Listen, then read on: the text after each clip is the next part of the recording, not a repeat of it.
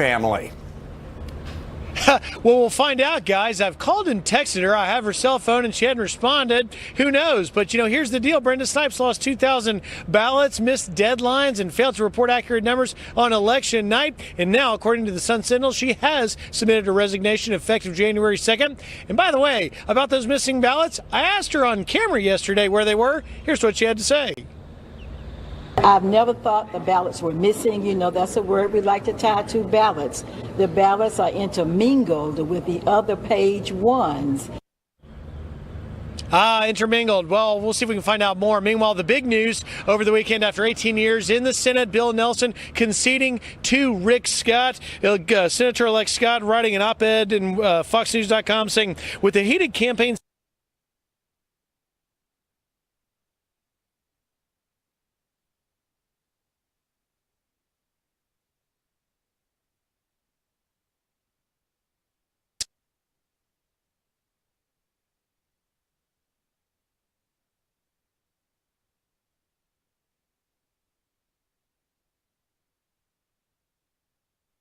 Thank you very much, Griff. Speaking of Ron DeSantis, he was on our program a little while ago, and he said if Brenda Snipes was in her position when he takes the governorship, this would happen. Obviously, we're going to have to address some of the problems with the election administration in places like Broward and Palm Beach County. I think it's good that Brenda Snipes has submitted her resignation. There was no way as governor that I was going to let her preside over another election down there after all the problems that they had. So we had 65 counties do a good job. We had 2 that dropped the ball. We want to make sure all 67 counties do these elections in a fair way. He will most likely choose her replacement because she is reportedly resigning now, but it takes effect at the beginning of January, and that's when he will become governor. And by the way, give Gillum credit, give Nelson credit. They both were in tough races, a bunch of recounts. They were very gracious. Not the case in Georgia, where Stacey Abrams basically won't admit she lost, only admits that the other guy had more votes. Bizarre. Wait for that. Well, down in Florida, so Republicans took the governorship. They also took the Senate race. However, Democrats did win the other big one, and that is the Commissioner of Agriculture. Nikki Fried beat Republican Matt Caldwell. The final margin was 6,000 votes. We're going to talk to the current governor, soon to be senator. He is a senator-elect, Rick Scott, live on this program. 25 minutes from right now, right here on Fox. And one of the reasons why the Ag Commissioner is important for people of Florida, it has a lot to do with guns. She'll have a lot to do presiding over where we're going with guns in Florida. It's a big issue there after the school shooting. All right, let's go down to the border because Tijuana, Mexico, there are a lot of residents there that are really mad that this caravan has hunkered down in their city. 3,000 migrants, mostly Hondurans, have reached the Tijuana border, which is right below San Diego. And they're there, they're seeking asylum, but they have to wait there. And the residents are protesting. Yeah, by the way, the mayor of Tijuana, Juan Manuel Gastelum, says no city in the world is prepared to receive this. If I'm allowed this avalanche to happen, it is a tsunami. So the president gets ridiculed for saying invasion. These are similes or synonyms. Let's listen to protesters speaking out. They are coming. They are gangs. They are bad people.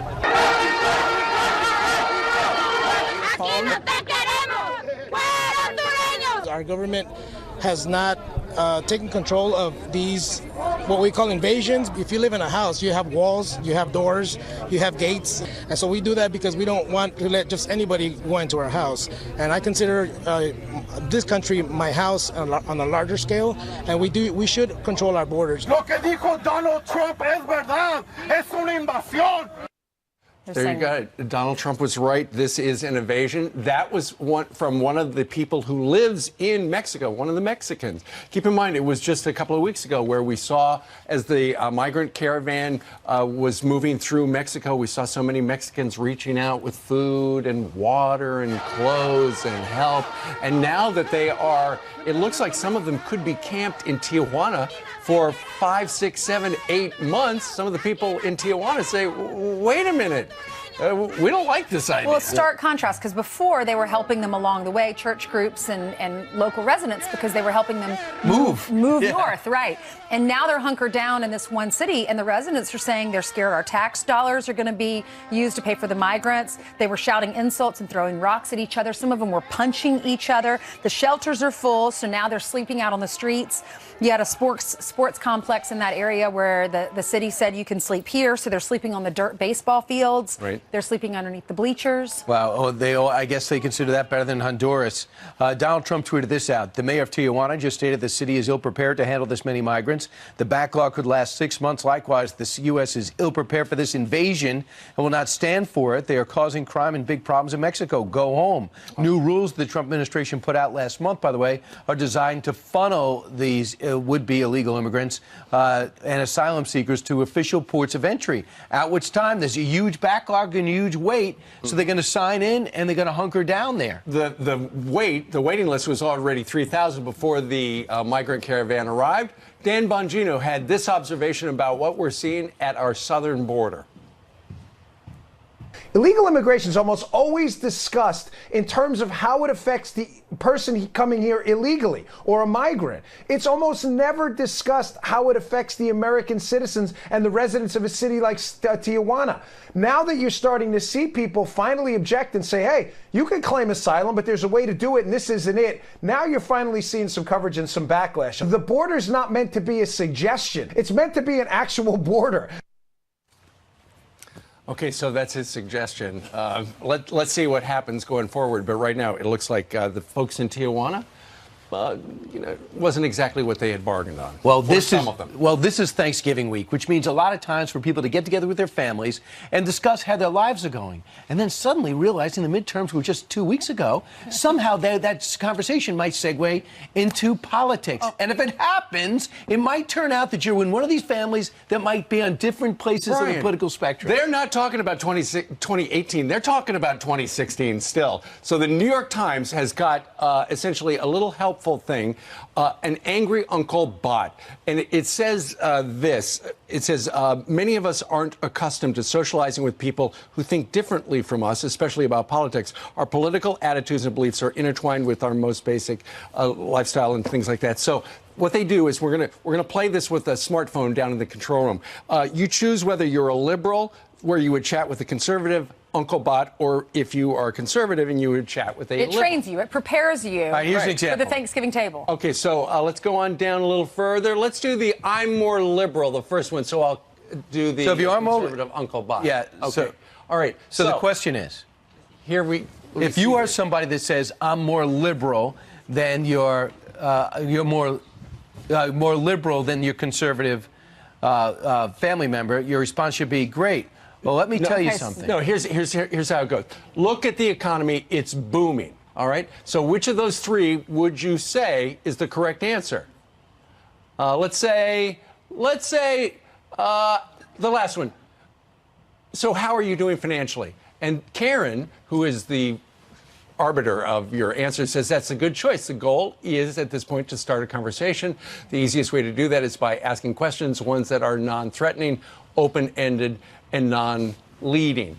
The worry is that you give an answer that is confrontational, and the next thing you know, you're throwing potatoes at somebody. It's so funny because we've been in this profession for a long time, and every Thanksgiving week, every year, we have this discussion of how do you talk politics at the dinner table if it comes up. Right. And it's funny because with your family, you have to go do Thanksgiving. But if it's your friend, you don't have to be friends with someone who might think differently. Or, I encourage you to have, a wide range of friends. But if you don't want to talk politics, you don't have to. But you have to go to the Thanksgiving table with your family. You don't have a choice. They're showing you how to do a line of questioning and responding so that it's not confrontational. Right. The problem is, if people have been drinking, they're going to forget. Right. Do y'all talk politics at your Thanksgiving table, though? Sure. You do? Yeah. Do you all agree? No. Well, the other thing, so I just think it's very important to realize that as a family, we can no longer handle this ourselves. we have to go to artificial intelligence to coach us through Thanksgiving. The Pilgrims didn't have this. Why do you think they called it a smartphone? Right, absolutely. Hold on a second. Let me find out how my phone would handle that question. Or you could, Aunt Sally. Or just don't talk politics. You can't not talk politics. You got to talk substance. Yeah. You can't keep everything surface. So the New York Times is trying to help people who might be at a table with people of different political viewpoints. What do you think? Is that a good idea? Email us or Facebook us. We're on Facebook all the time. Leave an empty chair for the bot. And just, go to the bot when there's trouble. Jillian, if you read the article online, it's a turkey crying. It's just so, if you need a bot to talk to your family members, maybe there are other things going on there that you Maybe. should probably worry about instead of the bot.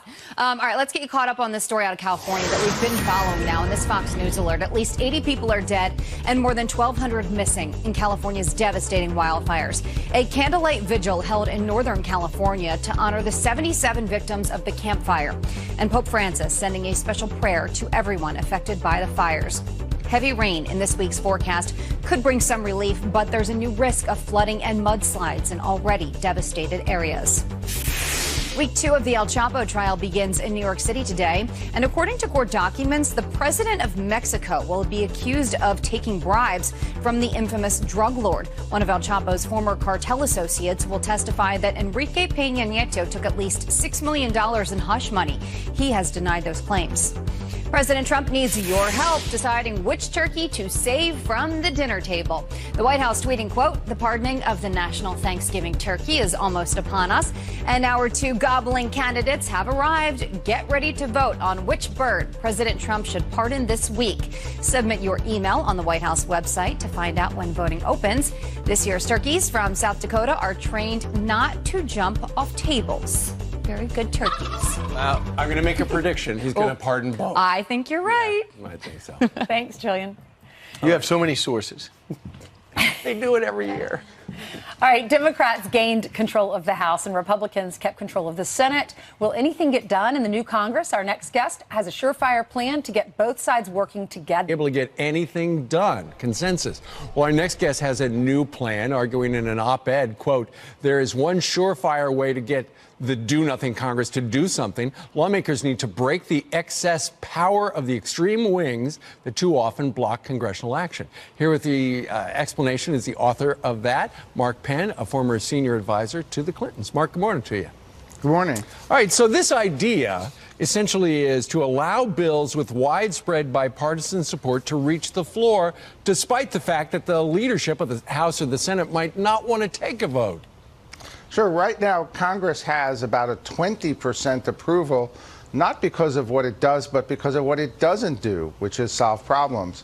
And so a group of problem solvers, Democrats and Republicans, have had a rules change idea for quite some time now that 290 signers on any bill should be able to get it to the floor. And what that means is, whether you're the Tea Party caucus when the Republicans control it or the Progressive caucus as the Democrats control it, broad, bipartisan, supported legislation can get voted on and passed, and we can break the gridlock. Now, there was something like this that went through your town, Washington, D.C., back in the 1920s, right? Well, that's right. You see, the Constitution requires that the Speaker of the House get a majority vote of the Congress. And so in 1923, progressive Republicans withheld their vote until they got rules changes. Now, moderate Democrats are saying, whoa, we may not vote for the Speaker until we get these rules changes. I hope Nancy Pelosi says yes to those. That would be courageous because it in fact reduces some of the power of the leadership. And if she does that, she's saying, you know, it's more important we get things done. Sure. And of course, she is being asked that by this group that is championing this idea. But I mean, after such a hard-fought midterm, Mark, is that realistic? I mean, isn't everybody still so super dug in? Well, you see, there are 9 who supported that in writing in a letter that they sent her. And there's another 17, I believe, or about that, who say they won't vote for her. So she may need those votes. And if she needs those votes, she may say, well, okay, let's do this rules change. And by the way, amendments with 20 members supporting from Democrats and Republicans would also get voted on. Remember, it's not what does get voted on that is the problem in Congress. It's that splinter groups can stop legislation from even being voted on. And that's why we don't get anything done in Congress. It's time to change that. A lot of frustration. People would like to see more done in that building behind you. Mark Penn, thank you very much. Thank you. All right. All right. Meanwhile, why was the Texas Senate race between Ted Cruz and Beto O'Rourke so close? Billion. That is how many people are traveling for Thanksgiving. According to AAA, this year we'll have the highest travel volume since 2005. And next, 65 days. That is how long people in America's northernmost town will go without sunlight. Barrow, Alaska has its shortest day of the year yesterday with just 65 minutes of daylight. The sun will not return to the town north of the Arctic Circle until January 23rd. And finally, 16,500. That is how many ornaments volunteers just packed for wounded service members and their families. The Semper Fi Fund in Virginia has been doing this for 10 years. What a great organization. Brian, over to you. I did a great job with the walk, right? You did a Better great than job, even though I invented it. No, but you're not good at it. All right, 25 minutes after the hour. Tensions growing in Tijuana between the thousands of migrants arriving on that caravan and the people who live there. Many residents calling the migrant caravan an invasion, as did the president. So what should President Trump do about it? Here to weigh in, Fox News contributor, former GOP Congressman Allen West, and author of a brand new book, which we're going to get to shortly. Meanwhile, let's talk about what's happening with the immigration status. And the first thing is, let's do the immigration first. What do you say to the Tijuana mayor who's saying the same thing as the president about these the caravanners? It was good morning, and it's happy Thanksgiving, Brian. You know, that's the point. When you are looking at people that have truly invaded, they have stormed the southern border of Mexico, and they're coming and traversing through. Now we hear the people in Tijuana saying the exact same things that we have had other people in America say, that they are gang members, that they are concerned about wages being depressed, they're concerned about other crimes and nefarious activities being taken, and they're not looking for these people to stay there and just squat in Tijuana. The interesting thing is that this caravan aimed toward Tijuana because why? California is a sanctuary state for illegal immigration, and I'm sure that's where they're looking to cross into. But they are, and we're going to see if the catch and detain is going to work right now while we wait for a wall and wait for some comprehensive immigration reform. The people of Texas in particular, I know it's not a clear number Đời that cũng want không thể a biết wall, hết. but most of them concerned about Vì border nó là bí security. ẩn nên chưa ai có thể giải Yeah, you're absolutely concerned Các nhà khoa about học border nằm security giữa một when cánh you đồng ở look Mỹ. at the incredible border that we have here and the crossings that Theo are những nhà occurring nghiên in cứu, broad thì trong vùng daylight, biển and địa you've seen phương that không on có loài Fox cá voi News. này sinh And sống. that's why I think that we have to have a Người tougher ta cho stance. rằng This có is thể one of nó the được reasons đánh why bắt we need và to đang have the trên đường vận military chuyển bị down đánh there rơi. along the border, not to be Nhưng on the chẳng lẽ front họ vận line chuyển nó against bằng some máy of bay the vì migrants giữa or cánh some of đồng the rất illegal khó immigrants, để một but chiếc to xe chở start cá lớn building như vậy better đi qua được. facilities down there so that we don't have Vậy to đâu mới release là câu people trả into lời? the society. Lẽ nào We cá need to voi trước have khi them chết down đã there biết to bay? backfill our United States Border Patrol agents so that we can get those resources and their capability Thứ năm, right up con front to đường bí stem ẩn. this flow. And we do need to Rất have ít a người biết border rằng có một security con đường system kỳ which lạ would thách thức include trọng a lực wall tồn so tại that ở these Pittsburgh, respective Gravity Hill, avenues of approach that people Pennsylvania, are coming Mỹ. into, we can funnel Khi people xe đang đến into giữa better dốc, areas that we nếu can đạp control. phanh, sau đó nhả ra, nó sẽ không dừng lại mà đi lùi về phía sau và còn có dấu hiệu tăng tốc lùi. Điều này khiến các lái xe vô cùng kinh ngạc và đạp phanh thật mạnh để dừng xe hoặc ga lên để tăng tốc vượt qua. Sự thật khó tin này chứng minh rằng con dốc ở đây đang làm trái với quy luật vật lý. Nghe lời kể của các tài xế, những nhà nghiên cứu không tin và một thử nghiệm đã được tiến No, I hành. absolutely do. Người ta If cho you trái bóng recall, lên xuống when dốc. Governor Rick Perry was here, he was traveling around the Khi đến country giữa and going to chừng, many trái bóng bỗng blue nhiên states, dừng lại and he was và talking lăn about lên dốc moving như to thể có một Texas lực hấp dẫn because of kéo the nó về economic phía ngược lại. environment. The conservative policies here have allowed for, the incredible economic growth and vibrancy. But what is interesting is that as these individuals and these corporations Chúng are tôi đang leaving chờ đợi places lời like giải đáp của các California, nhà khoa học Illinois, New York, và New sẽ cung Jersey, cấp you thêm have cho it. các bạn biết They are nếu nó bringing đã the được giải same quyết. failed ideology Và đây là địa with chỉ them. chính xác And của that con is đường ở what you see that's very Pennsylvania, Mỹ. disconcerting. As a matter of fact, there was a Democratic Democratic congressional candidate by the name of Pam Keith in Florida, Thứ ba, who sent kho out báu. a Twitter post on the Một cặp 14th vợ of chồng người November Mỹ saying to blue sau vài state năm sống trong ngôi nhà Democrats mua to của một move chủ into sở hữu red khác states and đã flip quyết định those sửa chữa states. cho khang Now trang that hơn. to me is absolutely absurd. Why would you want to move into a state that is Bất ngờ, họ economically phát hiện một chiếc successful két sắt and then turn nằm into dưới the nền same nhà được failed khóa state bằng that mật you mã. are departing? So California Sau is nhiều going lần belly thử, up. họ Businesses đã are phá being được nó attracted và to tìm thấy bên trong là California, $40,000 excuse me, to cùng một Texas. chai rượu quý. And that's supposedly going to help Texas economically, Nhưng but số they're tiền bringing đó the không same phải là điều quan mindset trọng and nhất. political Trong két còn calculus có to một cuốn sách Texas, hướng dẫn đi changing tìm it. kho I báu. asked the brain room to give me the numbers. Theo chỉ dẫn, Since kho báu 2012, nằm trên over đảo Mindanao, 60,000 people, Philippines. 62 in Nó được chôn ở 2012, dưới một gốc cây có hình dạng 69 đặc in biệt với 3 thân 2016 cây. have moved from California Sau khi tìm to thấy điều này, Texas. dù không biết and thực they hư are ra sao, changing cặp vợ Texas. chồng này Look vẫn out quyết for định bỏ lại tất 2020. cả để đến Mindanao tìm kho báu. Yeah, the demographic shift is Và leading từ to an đó, ideological hàng xóm shift. And và just thân nhân about của họ 2.5 không bao giờ months nhìn ago, thấy họ nữa. there was a poll taken in San Francisco. 46% of the people in San Francisco said that they wanted Thứ to hai, leave. They hai wanted chiếc to go to xe. two places. One was Idaho, Nếu có một the điều other gì is đó đáng Texas. để chúng ta And thắc so mắc, what thì you're đó seeing chính là happening with the thế giới siêu corporate nhiên có thực sự headquarters tồn tại hay Toyota không? that left California came here. They're not talking to the employees, those Vào corporate tháng leaders. 2 năm They need to talk to the 2018, employees. một cảnh quay điên rồ đã được chia sẻ lên mạng xã hội Trung Quốc. You tried to keep your seat, it didn't happen. You pointed out there were problems with Brenda Nó cho Snipes thấy hai chiếc xe in the hơi màu past. It trắng đang directly đi trên affected đường, your re-election. bỗng dưng bị The nhấc bổng governor, và Scott bay at lên the không time, trung. didn't really do anything about it, and it almost came back to bite him. She has Chiếc xe just màu đen đi phía resigned, sau đã quan sát thấy điều này và họ dừng lại. Brenda Snipes, Không ai có thể giải thích cho hiện tượng kỳ lạ này. Rõ ràng, có một lực hấp dẫn nào đó đã kéo hai chiếc xe này lên không trung. No, of course not. And there was no cause for racism when we found the nefarious voter fraud activities in my congressional reelection. This is what the left is always going to fall back on. Racism, sexism, xenophobia, homophobia, Islamophobia, any kind of phobia or ism that they can when they don't get what they want. Brenda Snipes was a corrupt individual. She was not competent in that position. Susan Bucher in Palm Beach County, Gertrude Walker in St. Lucie County, they also need to resign, or else we're going to find the exact same things happening in 2020 down in South Florida. Mưa vi khuẩn. Congratulations on the book. Vào ngày 7 tháng 8 năm 1994, tại Washington, một cơn mưa ập xuống, nhưng không phải như mưa thông thường, mà nó gồm cả những mảnh vụn của đất đá. Ngay sau đó, những người dân quanh khu vực này đồng loạt bị cảm cúm và kéo dài liên tục trong 3 tháng.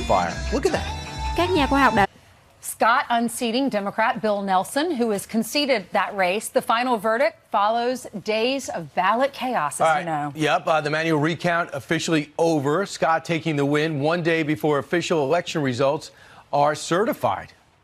All right, let's bring in Rick Scott, Republican Senator-elect to the great state of Florida. Good morning to you, sir. Congratulations.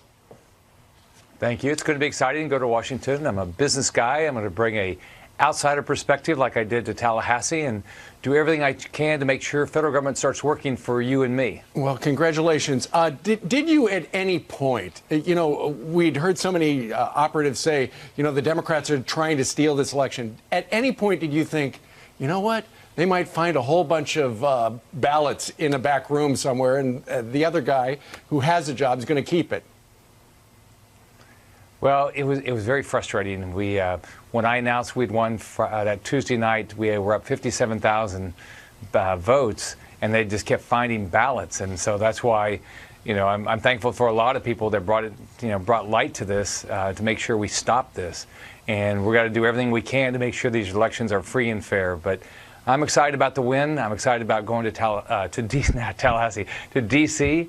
And I look forward to, I've got a very specific plan, a 10-point plan, starts with term limits, raising make it a supermajority to raise taxes.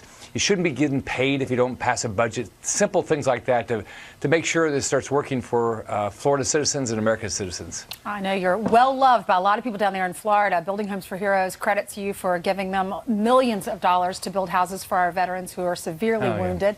And you helped out the hurricane victims. The president tweeted about you yesterday. He said, from day one, Rick Scott never wavered. He was a great governor and will be even a greater senator in representing the people of Florida. Congratulations to Rick on having waged such a courageous and successful campaign. What's your reaction to that?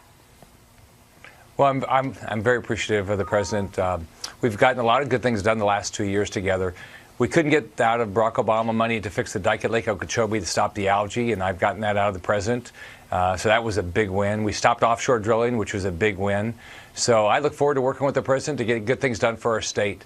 And I'm just excited. I'm excited about being up there because I've learned a lot as governor. I've learned that if you start looking at how do you get a return on every dollar spent, a lot of good things can happen. What committee is you going for, Governor? Excuse me. Yeah, Governor. I know and you have to Senator think about it before you say it. What committees are you going to be gunning for? Well, I'm supposed to, I think next week I'm supposed to give them my list, or maybe it's this week. But the things that are important to me is we've got to keep this economy going. We've added 1.6 million jobs in Florida. We've got to keep this economy going. We've got to have a strong military. So I want to continue to focus on the military. I had the opportunity to serve in the Navy, my dad in the Army. So I want to continue to make sure we have a strong military. But the biggest thing is we got to keep this economy going. We got to watch how our money is spent, and we got to help our military. Those are big things for me. Yeah. I know that Senator Nelson did concede yesterday. Did he reach out to you, and what was the tenor and tone of that conversation? Yeah, he called me just before he sent out some release yesterday, I think it was, and he was he was gracious. He congratulated me for the win. I told him if he has any ideas of how to do my job better, don't hesitate to call me. I represent everybody in my state. We have 21 million people. I want to continue to make sure Florida beats Texas in job creation every month. And I'm excited that Ron DeSantis is the new governor, and I think he's going to continue our policy of focusing on job creation. But he was gracious and called and said congratulations. He said he's got to move out. Well, you're moving out of the governor's house. He's moving in. He says they're going to have to baby-proof. He says he has a 2-year-old and an 8-month-old, so he has little ones. What's your advice to him? Well, we have grandkids, and so we had to do some things, some of the same things, but our grandkids didn't live there. He's going to love being governor. It's a great job. If you care about people, which he does, you can go do so many good things for people. It's going to be fun. Governor, he's going to have a good time. He and Casey will have a good time. Looking back, you see the mess in Georgia. They're trying to delegitimize the whole outcome, even though it's 50,000 votes separating them. And also you see the mess in Palm County and see the mess in Broward. Well, Palm Beach County. I'm just wondering, what responsibility do you feel you had over the last 8 years? Could you have done things to make sure this didn't happen again? We passed a lot of legislation. We passed very historic legislation to try to make sure there wasn't any fraud, make sure people had the right to vote, but make sure we didn't have fraud. What's frustrating is these supervisor elections just didn't comply with the law. So they're separately elected. They're supported by the citizens in their counties, and so you've got to go through this process. They don't report to me, so you've got to go through this process. But what my understanding is, Brenda Snipes has resigned. We'll see when that's effective, whether Ron DeSantis appoints a replacement or I do, but I haven't received it yet. All right. Governor Rick Scott, Senator-elect Rick Scott, sir, thank you very much, and good luck on your trip to D.C. It's going to be fun. Hopefully he gets a vacation somewhere in between there to refuel. He lives in Florida. I guess it's always a vacation. Every day's a vacation. Hello. All right. Let's hand it over to Jillian, who has some more headlines for us. Hey, Jillian. That's right. Good morning. Hope you're having a good day so far. Congressman-elect and former Navy SEAL Dan Crenshaw silences a political panel. Listen to what he says during a discussion about the president's, quote, attacks on the press. How is that an attack on the press, though? Because it's literally an attack. I've literally been attacked, so let's choose our words carefully. Style is one thing. If you want to criticize style, I'm with you, right? But to say it's an attack on the freedom of the press, that is a very bold statement. The Texas Republican lost his eye from an IED blast while serving in Afghanistan. Now take a look at this. A crook takes a vending machine for a ride in an elevator. Look at the surveillance video showing this would-be thief struggling as he pushes the machine into an elevator in a Miami apartment building. He actually moved the damaged machine from the 1st to the 8th floor, but did not get away with any money or snacks. All right, to week 11.